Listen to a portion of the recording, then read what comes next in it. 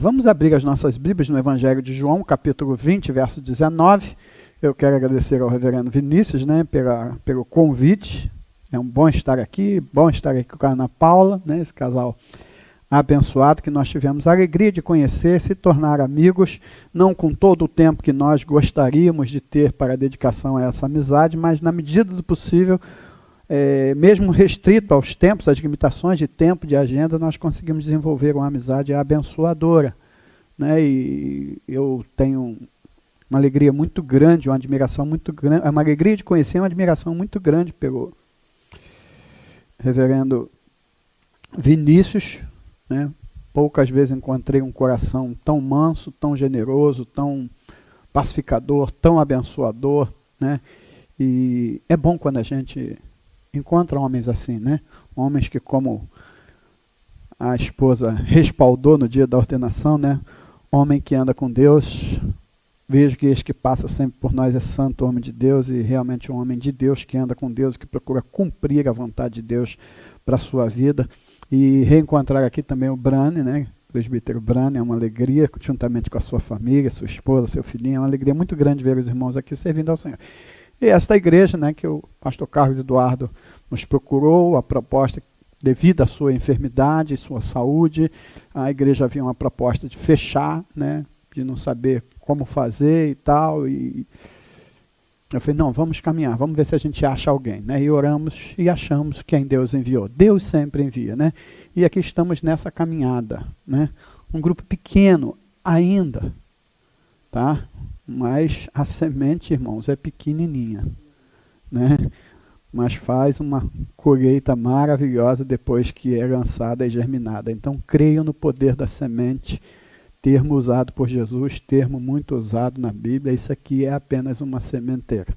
A Igreja Presbiteriana do Brasil hoje, com mais de 150 anos, já está espalhada aí por todo o Brasil e começou com uma pequena sementinha de um homem, depois 3, 4, 5... E hoje nós temos a Catedral no Rio, grandes igrejas em São Paulo e o presbiterianismo espalhado pelo Brasil inteiro. Amém? Evangelho de João, capítulo 20, verso 19. Ao cair da tarde daquele dia, o primeiro da semana, trancadas as portas da casa onde estavam os discípulos, com medo dos judeus, veio Jesus e pôs-se no meio deles e disse: paz seja convosco. Dizendo isso, lhe mostrou as mãos, lhe mostrou o lado, e alegraram-se, portanto, os discípulos ao verem o Senhor. Disse-lhe, pois, Jesus outra vez: paz seja convosco, assim como o Pai me enviou, eu também vos envio. E havendo dito estas coisas, soprou sobre eles e disse-lhes: recebei o Espírito Santo. Amém? Pai, mais uma vez suplicamos teu favor, tua misericórdia, teu cuidado. Fala conosco, apesar das limitações, dificuldades deste teu servo. Mas fala ao coração da tua igreja, daqueles que nos ouvem aqui, daqueles que porventura ouvirão assistindo a transmissão do culto, que nós sejamos alcançados pela tua voz, porque a tua voz é poderosa, a tua voz é maravilhosa. A tua voz levanta o caído, restaura, transforma. A tua voz nos corrige. A tua voz nos põe no caminho certo. Nós precisamos da tua voz. Fala conosco pela tua palavra e pelo teu Santo Espírito, em nome e por amor de Jesus. Amém. Eu gosto desse texto, ele fala profundamente ao meu coração, já falou em ocasiões especiais e continua falando. E pensando, né, eu tinha um sermão já programado para cá, porque eu vim em outubro, que era sobre reforma, né, e falei, agora tem que chutar o sermão da reforma, e nessa correria perguntando o que falar. Então foi trazido à minha mente este texto, esta mensagem, uma mensagem que eu preguei já há algum tempo, num momento muito difícil da minha vida. Não que eu esteja vivendo os melhores momentos, né? A gente sempre tem esses altos e baixos na caminhada, né? Subimos e descemos esses vales e essas montanhas, mas diz esse texto que no cair da tarde daquele dia, que era um domingo, né? O primeiro da semana, Então, naquele domingo, no cair da tarde, estavam os discípulos numa salinha, talvez menor do que essa, não sei, mas possivelmente mais fechada. E eles estavam trancados, com as portas trancadas, porque eles estavam com medo.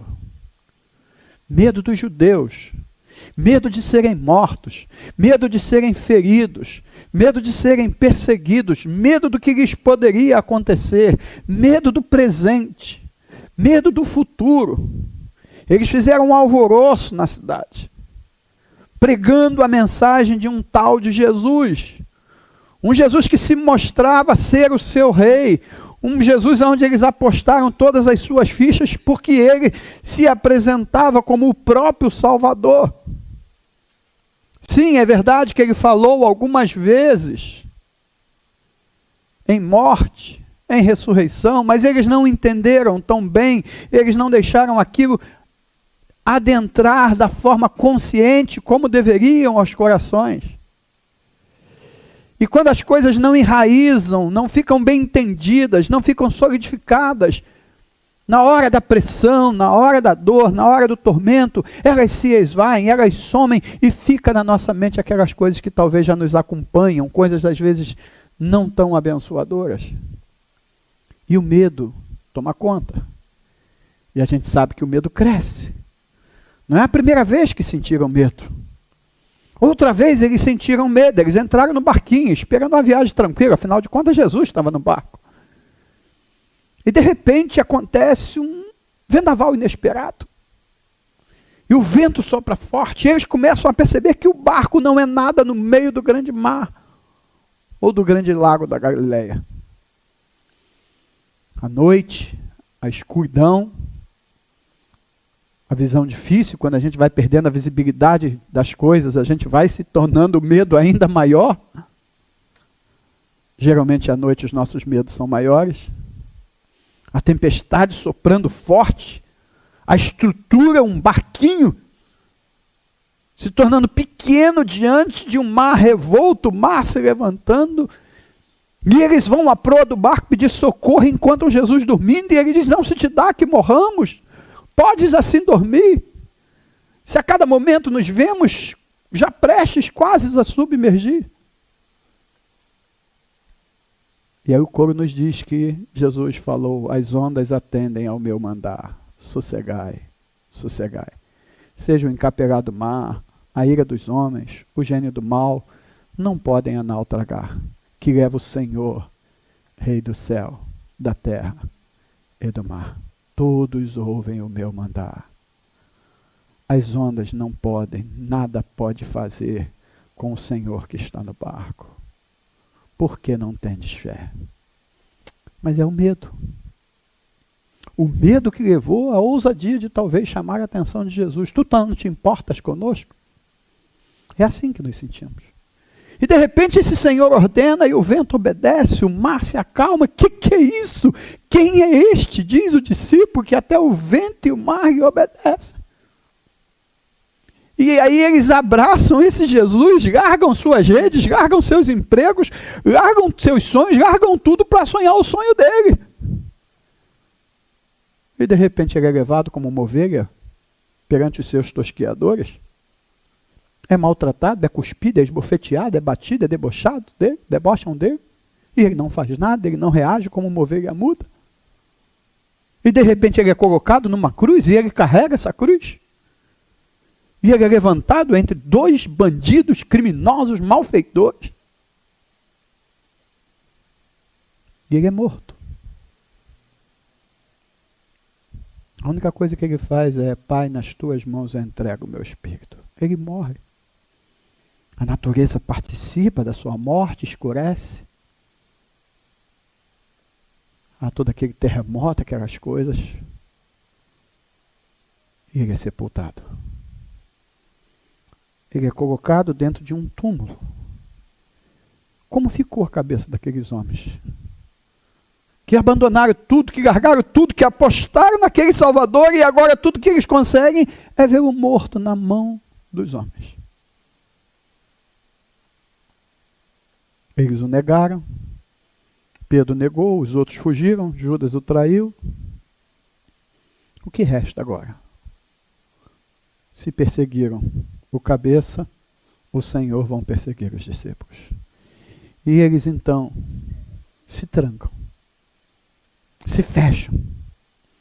Porque era a única coisa que o sentimento da hora lhes permitia fazer. Vamos tentar ficar juntos? Vamos ficar trancados, vamos nos proteger. Não quero sair, não quero ver ninguém. Eu estou cansado.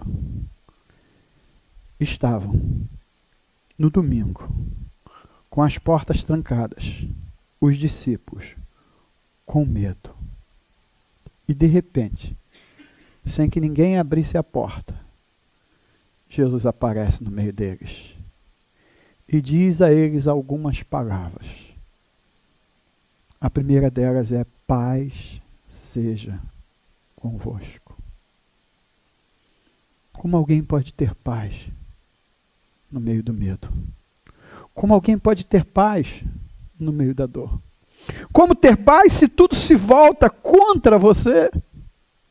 Como ter paz se tudo que você enxerga à sua frente, no futuro e talvez no presente, não te mostra nada de bom? Mas essa é a mensagem de Jesus. Paz seja com você. Eu não sei como está o seu coração. Eu sei que eu preciso dessa mensagem. Eu sei como está o meu coração.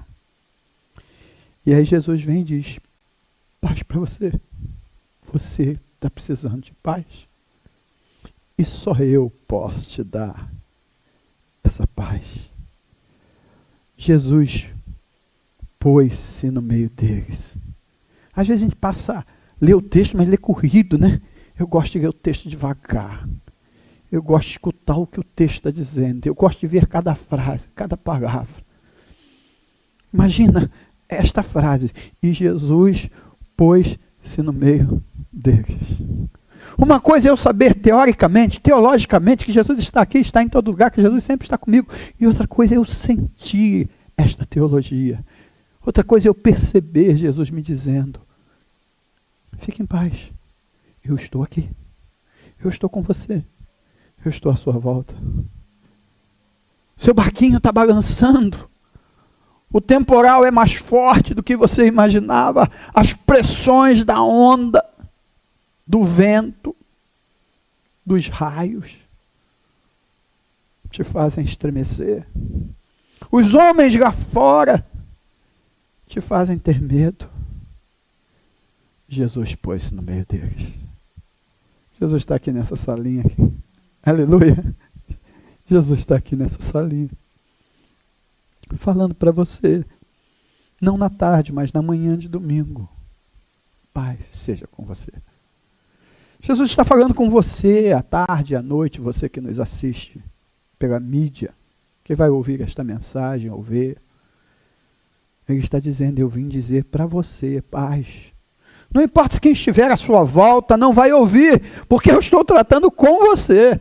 Jesus está dizendo para a igreja de Piratininga: paz para vocês, mesmo que pareça que a igreja vai fechar, que não vai dar certo, que as configurações não são atraentes, estamos dentro de uma creche, dentro de um local fechado. Não importa, Jesus está no nosso meio. E se Jesus está no nosso meio, esse é o melhor lugar.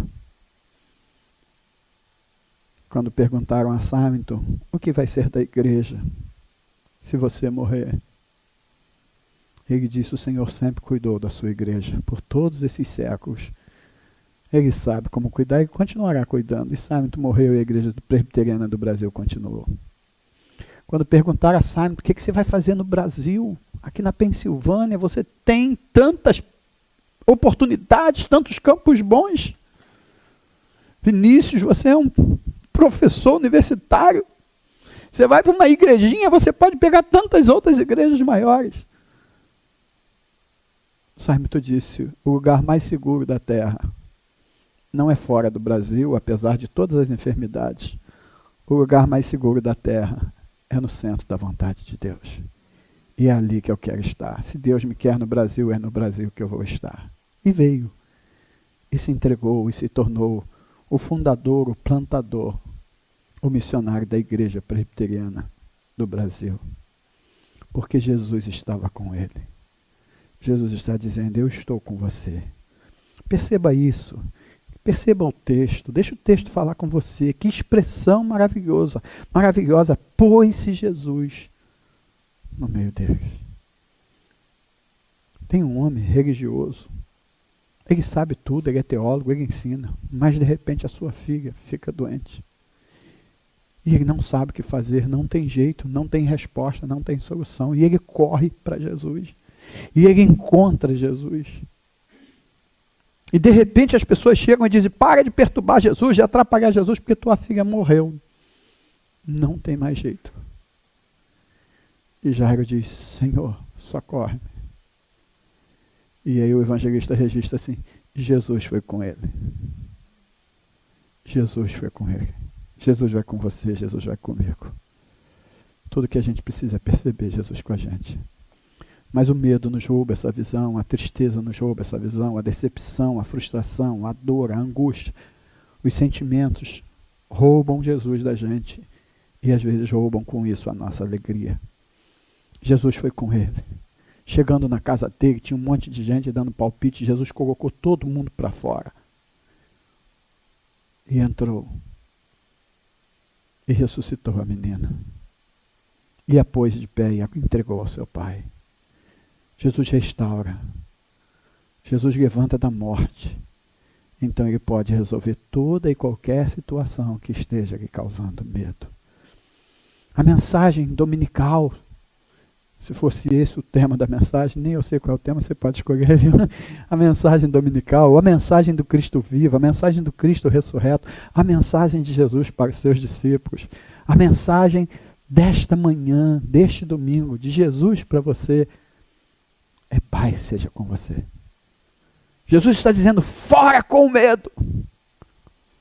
Porque só tem uma coisa que espanta o medo. Só tem uma coisa que pode lançar fora o seu medo. Só tem uma coisa que é maior do que o meu e o seu medo. É a paz de Jesus. E ele veio nessa manhã te ordenar paz. Paz para o seu coração. Paz para você. Eu não conheço você. Às vezes, aparentemente, a gente está bem. Mas Jesus conhece o seu interior. E ele está dizendo, eu posso te dar paz. Você quer? Eu estou aqui, eu vim falar com você, eu estou no meio de vocês. Você quer? Se você quer, recebe a minha paz. A paz de Jesus é uma paz diferente. A paz de Jesus, Paulo descreve como paz indescritível. Paz, diz o apóstolo Paulo, que excede a todo entendimento. Não dá para explicar. Porque não é como a do mundo. Para ter paz no mundo, você precisa estar bem, você precisa estar com dinheiro no bolso, você precisa estar com teto, você precisa ter garantias do futuro. Ter as coisas mínimas, pelo menos, para se ter paz. Ter amigos, de preferência poucos inimigos, se tiver que não sejam tão ferozes, tão sagazes, tão perversos. Não ter perdas, não perdas desastrosas. Mas Paulo diz que a paz de Jesus é diferente, porque ela vem mesmo no meio da dor. Mesmo no meio da dor. Um dos cânticos que mais cantei com as minhas visitas aos idosos, né, até porque tem que ser cântico curtinho, é ó que paz Jesus me dá, paz que outrora não senti. Cada vez sou mais feliz desde que o conheci. E muitos deles no leito de dor, de enfermidade, alguns com enfermidades graves, alguns sabendo que o diagnóstico não são bom, eles cantam isso com uma alegria e tomam a ceia e vão se enchendo de paz. E agradecem e ficam felizes, porque a ceia do Senhor, a presença de alguém que ora e que chega e que canta, ó que paz Jesus me dá, paz que outrora não senti. O cantor cristão do Inário diz, se paz a mais doce puderes gozar, ou se dor a mais forte eu sofrer, ou seja o que for, tu me fazes saber, porque com Jesus muito feliz sempre sou. Sou feliz com Jesus, meu Senhor. O homem que escreveu esse hino, ele estava no navio, onde ele perdeu sua família. E era uma dor profunda. Mas dali Deus o inspirou nesta canção. Sou feliz com Jesus, apesar da minha tragédia, apesar da minha dor. Há uma paz. Quando Paulo escreveu sobre a paz, não andeis ansiosos, não andeis medrosos por coisa alguma. Coloquem diante de Deus pela vossa oração, pela vossa súplica, e com gratidão, com agradecimento, agradeça. Mesmo as coisas aparentemente que você não entende, agradeça. Ele diz, quando vocês fizerem isso, lembrem-se que perto está o Senhor. E a paz de Deus, que excede todo entendimento, guardará os vossos corações. Daí para frente, limpem a mente, coloquem um filtro. E tudo que é bom, tudo que é amável, tudo que é justo, tudo que é de boa fama, se algum louvor há, que seja isso que ocupe o seu pensamento. Porque diz Paulo, eu aprendi a viver contente em toda e qualquer situação. Sei estar honrado, ser humilhado, viver com abundância, viver em escassez. Tudo eu posso naquele que me fortalece. Aquele que te fortalece comparece nesta manhã, neste momento, até você, em que você recebe esta mensagem e te diz, eu estou te dando a minha paz. Não vou lá dou como o mundo a dá, senão daqui a pouco ela vai sumir. A minha paz é interior. A minha paz é mesmo no meio da tribulação, do tempestade. Paz seja convosco. Jesus veio te comunicar paz nesta manhã. Jesus veio te dizer, fala para o teu medo, fora medo. A paz de Cristo está tomando conta do meu coração. Eu oro por aquelas famílias que recentemente perderam seus parentes. Sejam policiais, sejam criminosos, sejam supostos criminosos. O coração de uma mãe, o coração de um familiar, não consegue ter paz no meio da tragédia. Nessa hora o cristianismo precisa chegar junto e dizer paz. Não dizer guerra, mas dizer paz. Paz seja com vocês. Abençoada a igreja. Denominação que muitas vezes nós criticamos, mas que foi lá e abriu uma tenda na praça para dar água, cafezinho, socorro, ajudar, carregar, fazer o que for necessário. Qual a motivação que os levou a fazer isso? Se foi jogada de marketing ou não, eu não sei. Quem analisa as motivações é Jesus, porque só Jesus conhece o interior. Mas eu sei que foi a mão que estava ali para abraçar, para chegar junto. O que temos feito? Como vamos levar paz se não temos paz? Aquelas pessoas daquela igreja que armou aquela tenda ali na praça para ajudar aquela gente. Era gente que tinha paz. E que pôde transmitir paz. Peça paz ao Senhor. Senhor, tira meu medo, porque o medo está atrapalhando as pessoas te verem em mim. Mas a tua paz vai fazer com que as pessoas percebam que o Senhor vive em mim. Que já não sou eu mais quem vivo, mas é o Senhor vivendo em mim. Em segundo lugar, o texto nos dá uma outra mensagem. Dizendo isto, Jesus agora não fala, ele mostra as mãos e o lado. Eles ficaram assustados. Como é que entrou com a porta fechada? Atravessou a parede? Quem é ele? E para que eles não pensassem que fosse um fantasma, quando ele andou sobre as águas e eles pensaram que era um fantasma, Jesus disse, olha aqui minhas mãos, sou eu mesmo. E eles, o que diz o texto no verso 20? Alegraram-se, portanto, os discípulos, ao verem o Senhor. O presbiteriano não fecha a Bíblia na hora do sermão, não, né? A gente é igual os crentes beré, fica ali conferindo. Porque o pregador tem que falar sobre o texto, no texto. Eu sei que com o celular é mais difícil, né? A gente não quer e apaga, né? Por isso eu tenho dificuldade ainda com o celular. Prefiro trazer minha Bíblia, né? De vez em quando eu fico lá tentando botar no nunca para ele não apagar nunca, porque ele sempre apaga na hora que eu não quero. Mas diz o seguinte, alegraram-se, portanto, os discípulos ao verem o Senhor. Jesus precisou mostrar suas mãos, mostrar o seu lado ferido pela lança para que eles entendessem. É Jesus. O que mais Jesus precisa mostrar para que você perceba que é Ele que está falando com você nessa manhã? Que não é o pregador. O pregador não é nada.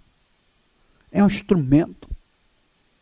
Quem usou a mula de Balaão, usa qualquer um. Pode me usar, mas não sou eu. Às vezes a gente não recebe a mensagem por causa do bloqueio do pregador. Ah, não é fulano de tal. Não é fulano de tal, é Jesus que está dizendo para você o que você precisa, para que você perceba que é o Senhor que está vindo te dizer paz. Eu vim te dizer paz, você está precisando de paz e eu vim trazer paz. Se você vê o Senhor, então seu coração tem que se alegrar. Mesmo que seja aquela alegria que a gente não tem com sorriso, mas tem com lágrimas nos olhos, né? Lágrimas de alegria, lágrimas de emoções. Lágrimas de sentir algo extraordinário dentro da gente. Alegraram-se, portanto, os discípulos. Não por causa das promessas até então, não por causa, mas porque Jesus estava ali. Tem um texto que eu gosto muito, que tem me abençoado muito nas minhas crises, principalmente sendo pastor há 37 anos, lidando com gente há 37 anos, né? Para você não ter um burnout, né? Que é não vou dizer a doença da moda, mas da época, né? Antigamente talvez nós tivéssemos com outros nomes. E eu estava muito próximo a isso, quando uma vez eu ouvi um pregador, e já preguei esse sermão algumas vezes, me dizendo lá em João 3, 29, quem tem a noiva é o noivo. Quem tem a igreja é Jesus. O amigo do noivo que está presente, e eu sou o amigo do noivo, você é o amigo do noivo, você é o amigo de Jesus, que o ouve, muito se regozija. Por causa de quê? Da voz do noivo. Esta alegria já se cumpriu em mim. Convém que ele cresça e que eu diminua. Quando a gente escuta a igreja, a gente se decepciona. Quando a gente escuta o presbitério, a gente se decepciona. Quando a gente escuta os outros, a gente se decepciona. O que João está nos ensinando, João o apóstolo, é que a minha alegria, aliás é João Batista, e João o apóstolo está retratando, escrevendo o que João Batista falou. O que João Batista está dizendo é que quem tem a igreja é Cristo. A minha alegria não pode vir da igreja, a minha alegria não pode vir do presbitério, a minha alegria não pode vir dos meus colegas de trabalho, nem de parceria, nem mesmo de ministério, porque eu estou lidando com homens que podem falhar.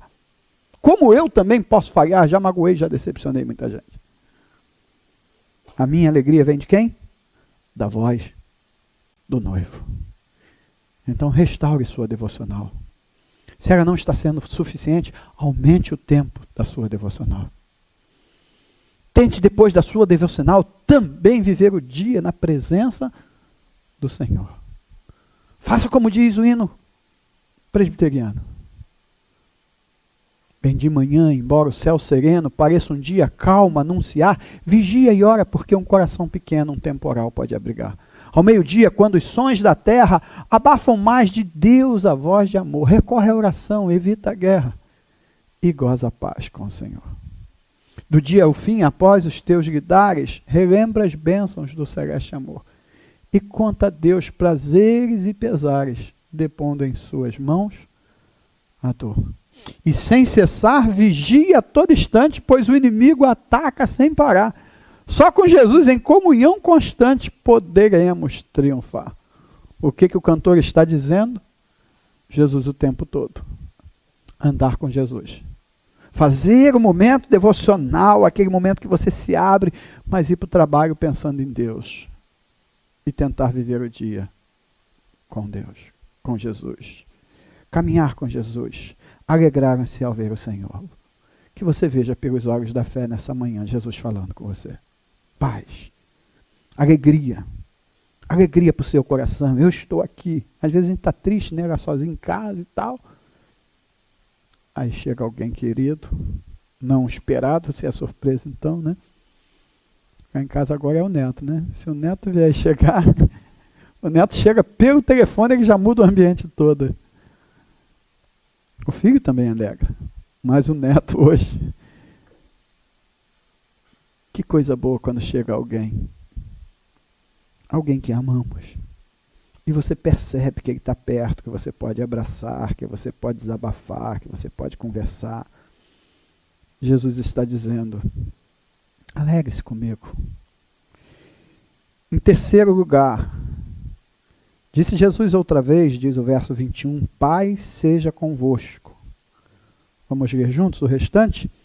Assim como o Pai me enviou, eu também vos envio. A terceira mensagem de Jesus para o nosso coração é não desista da missão. Para não desistir da missão, primeiro você precisa ver o Senhor. Senão você sai fazendo uma missão, igual muita gente está fazendo aí, né? Em nome de Jesus, se dizendo evangélico, mas pregando um monte de coisa que Jesus não prega e que tem provocado tantas polarizações no nosso tempo. Salmo 34 diz, olhai para ele e sereis iluminados, e o vosso rosto jamais sofrerá vexame. Olhe para Jesus e sereis iluminados. Olhe para o seu nascimento, veja que ele não buscou o que nós buscamos.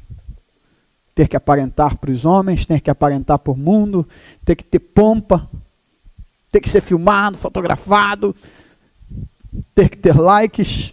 Nasceu o maior bebê da história. Não.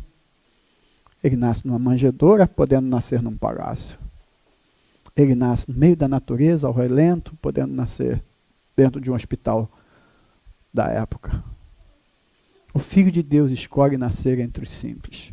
Seus primeiros convidados são pastores, ainda que posteriormente ele receba visita dos magos, ou dos supostos reis magos.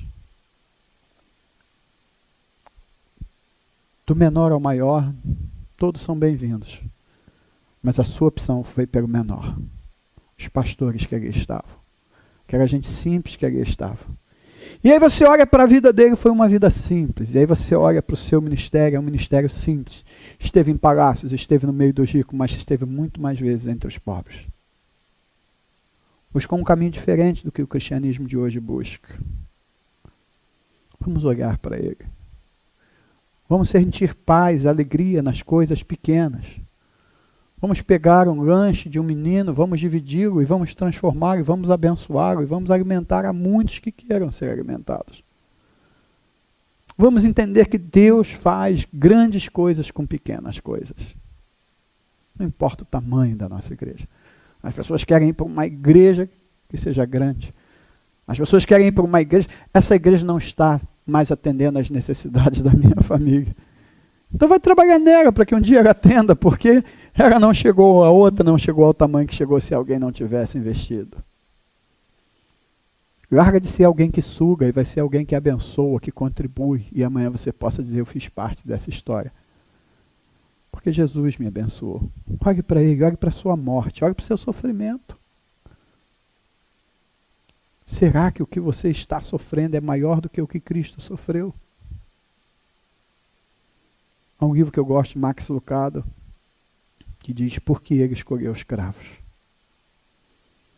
Mostrando que Jesus não precisava receber aqueles cravos na mão. Se ele dissesse volta cravo, o cravo voltaria na testa do indivíduo. Mas ele se deixou ser ferido. Ele poderia ter dito ao cuspe do indivíduo, volta, e voltaria na face de quem o cuspiu, mas ele não disse. Quanta dor, quanto sofrimento, quanto sangue derramado. Ele foi crucificado, morto, como se fosse um malfeitor. Mas ele não explodiu, nem cuspiu um monte de setas inflamadas em cima daquela gente. Ele os amou e disse, Pai, perdoa-lhes porque não sabem o que fazem. Ele demonstrou amor. Olhe para ele na cruz, dizendo, Deus, por que me desamparaste? Dizendo, meu filho, você pode desabafar, você pode dizer tudo para Deus. Mas depois, diga, nas tuas mãos entrego a minha vida. Não seja como eu quero, mas seja como tu queres. Olhe para ele sofrendo, morrendo, mas ressuscitando. Olhe para a ressurreição gloriosa. E os inimigos, ele ressuscitou. Como é que pode? Fizeram tudo para matá-lo, tudo para destruí-lo, e agora tudo por água abaixo.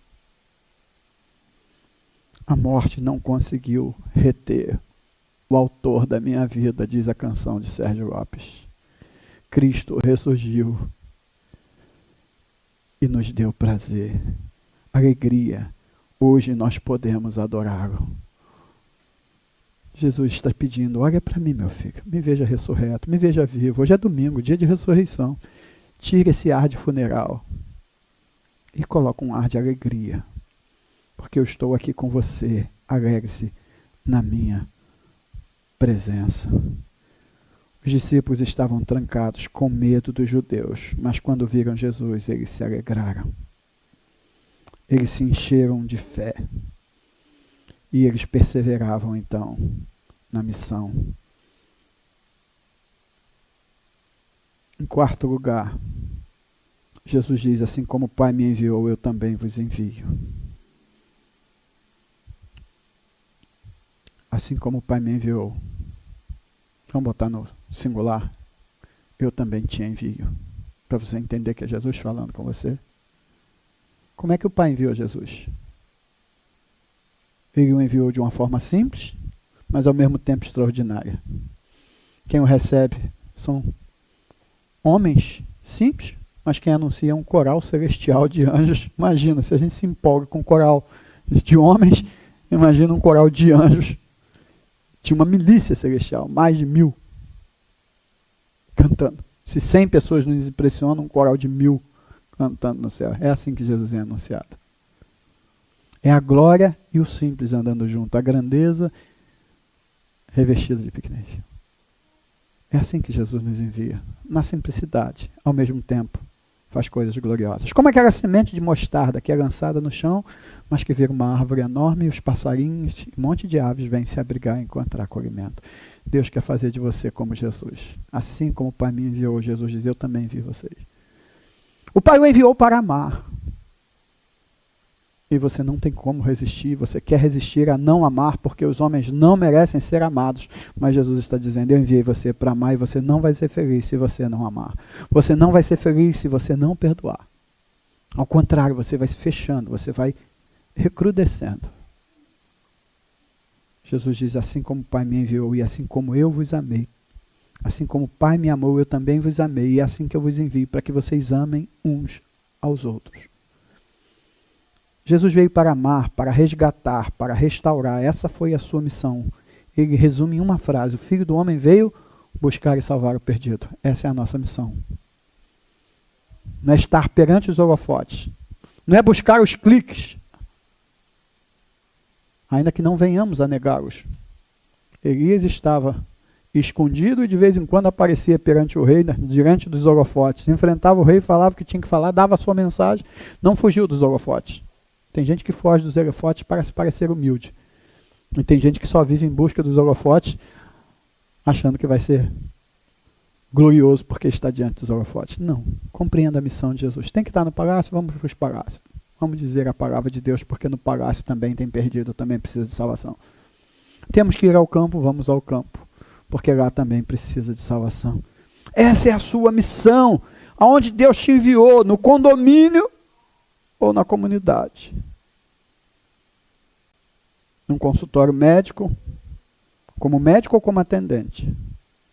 Como professora, como professor, como psicólogo, como doutor. Onde você estiver, ali você tem uma missão. Perguntaram a um grande missionário, como fazer para agradarmos a Deus e fazermos a sua vontade, sermos um grande pregador, um grande missionário. E essa pessoa tinha a profissão de fazer sapatos, e o missionário disse, faz bem o teu sapato. Vende-o por um preço justo, não além do preço. E você estará fazendo a vontade de Deus e agradando a Deus, porque você está sendo um homem justo e íntegro e fazendo resplandecer. Seja bom na sua profissão, seja generoso, seja misericordioso, seja abençoador. Ame o que você faz, ou faça o que você faz com amor. Como o Pai me enviou, eu também vos envio, essa é a sua missão, não desista dela.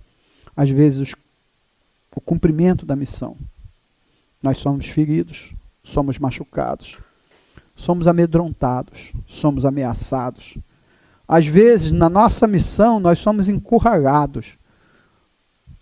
Às vezes, nós nos fechamos, nos enchemos de medo e dizemos, não vamos mais trabalhar para o Senhor, não vamos mais trabalhar na obra, não quero. Alguns chegam a dizer, não quero mais saber de igreja, não importa se é a noiva do Senhor e se eu tenho que cuidar dela, eu não quero. E aí nós temos uma lista enorme de desigrejados, de gente que disse, não suporto mais, não aguento mais. Vou para o deserto é melhor. O deserto é mais confortável. Mas não é o que Deus quer para você. Deserto é temporário. Às vezes a gente precisa do deserto, senão a gente pira. Mas a gente não foi criado para viver no deserto. O nosso Deus não é Deus de deserto. Todas as vezes que ele mandou alguém para o deserto, ou foi para cura, ou foi para disciplina, ou foi para aprendizado, mas voltou. Moisés ficou um bom tempo no deserto até virar um homem manso. Depois voltou. Não fique no deserto, não fique fechado. Persevere na missão, pregue a palavra, faça, abençoe, seja um abençoador. O medo dos discípulos trouxe fechamento. Mas Jesus aparece para aqueles homens sem esperança, dizendo, tem esperança, eu estou aqui, eu trago paz. E eu digo, assim como o Pai me enviou, eu vos envio. Deu jeito? Deu. Deu resultado? Deu. Aqueles homens que eram, talvez cabia aqui nessa salinha, saíram e pregaram. E hoje o cristianismo está espalhado por todo o mundo. Homens simples, rústicos alguns, mas eles encheram o império da doutrina desse Cristo ressurreto que te visita, que me visita nesta manhã para dizer, tenha paz, tenha ânimo, me olhe, me observe, me veja, alegre-se. Permaneça firme na missão, não desista. E por fim, a última mensagem daquela tarde de domingo do Cristo ressurreto é, havendo dito isso, soprou sobre eles e disse, recebei o Espírito Santo. Mas eu já tenho o Espírito Santo, vão dizer alguns teólogos, cuidado com o que você diz. O Espírito Santo já está. Talvez um teólogo veio brigar comigo, né? Ah, porque você fica falando esse negócio? O Espírito Santo já está. Então por que vocês botam na liturgia invocação? Estão invocando a quem se não for o Espírito de Deus? Nós sabemos que Ele está. Sabemos que Ele está presente. Sabemos que Ele está residente, que Ele mora em nós. Mas como diz o reverendo Hernandes, eu preciso me conscientizar de que Ele seja presidente das minhas ações. De que Ele governe e diga, Espírito Santo, és bem-vindo aqui. Parece que esse cântico é teologicamente arminiano, incorreto, né? Mas não é. Eu não estou dizendo que o Espírito Santo só vai entrar se eu convidar. Eu estou dizendo que Ele já está e que Ele é bem-vindo. E que nós queremos desfrutar de tudo que Ele tem para nós. E eu estou fazendo isso porque Jesus disse aos seus discípulos, pedi, dar-se-vos-á, buscai e achareis, batei e abrir-se-vos-á, todo que pede recebe, o que busca encontra. Se vocês são imperfeitos e conseguem dar coisas boas aos vossos filhos, se o filho pedir um ovo, você não vai dar um escorpião, se ele pedir um pão, você não vai dar uma pedra, muito mais o Pai Celestial dará o Espírito Santo àqueles que pedirem. E o apóstolo Paulo, depois do Pentecostes, da descida do Espírito Santo, diz assim, enchei-vos do Espírito. Significa que aquela igreja podia ser mais cheia do Espírito, precisava ser mais cheia do Espírito. Significa que eu preciso ser mais cheio do Espírito, que você precisa ser mais cheio do Espírito. As Escrituras a história nos prova que os grandes avivamentos foi um sopro especial do Espírito de Deus, um sopro diferente, parecido com aquele de Atos. Não é o mesmo de Atos. O Pentecostes é irrepetível como foi, até porque nós não somos judeus nem gregos. Mas o avivamento, a essência do que aconteceu em Atos 2 pode acontecer em nosso país, como aconteceu em muitos países no período pós-reforma, quando a igreja entrou em esfriamento. Que o Espírito Santo sopre sobre você, avivando você, renovando você, enchendo você. Jesus está dizendo, recebam mais do Espírito Santo. Você coloca aí o termo teológico que você acha mais correto, encham-se do Espírito Santo. Não quero que ofender sua teologia, mas não quero que você vá para casa podendo ter mais e vivendo com menos. Encha-se do Espírito nesta manhã. Deixa o Espírito Santo, deixa Jesus soprar sobre você nessa manhã. Um sopro novo, um alento novo, uma unção nova. A única condição para retirar aqueles homens daquele estado de isolamento, de medo, de fechamento, de frustração, de expectativas não alcançadas e encher-os de coragem para prosseguir na caminhada e na missão, só o Espírito Santo podia fazer. E Lucas vai registrar isso no livro de Atos, capítulo 9, 31. A igreja, na verdade, tinha paz por toda a Judéia, Galiléia e Samaria, edificando-se no temor do Senhor e no conforto do Espírito Santo, ela crescia em número. Amém, pastor? Ela crescia em número, na paz e no conforto do Espírito Santo. Então deixa Jesus soprar sobre essa igreja. Peça o Espírito Santo para soprar, trazer um avivamento. O Espírito Santo de Deus tem poder para atrair pessoas. Na evangelização a gente corre atrás das pessoas para evangelizá-las, para levar Cristo para elas. No avivamento é engraçado, as pessoas correm atrás da igreja para buscar Cristo, porque o Espírito Santo sopra uma fome e uma sede sobre elas. Vamos evangelizar, vamos orar por um avivamento que comece na minha vida, na sua vida, a começar em mim. Quebra corações, para que sejamos todos um, como tu és em nós. O Espírito Santo foi soprado sobre eles. Não era o Pentecoste ainda, mas eles já saíram dali cheios de coragem para fazer o que tinham que fazer, até que foram revestidos no Pentecostes de uma maneira extraordinária.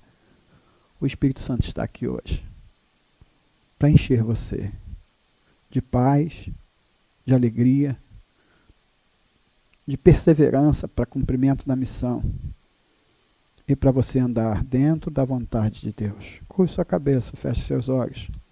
Eu quero orar com você.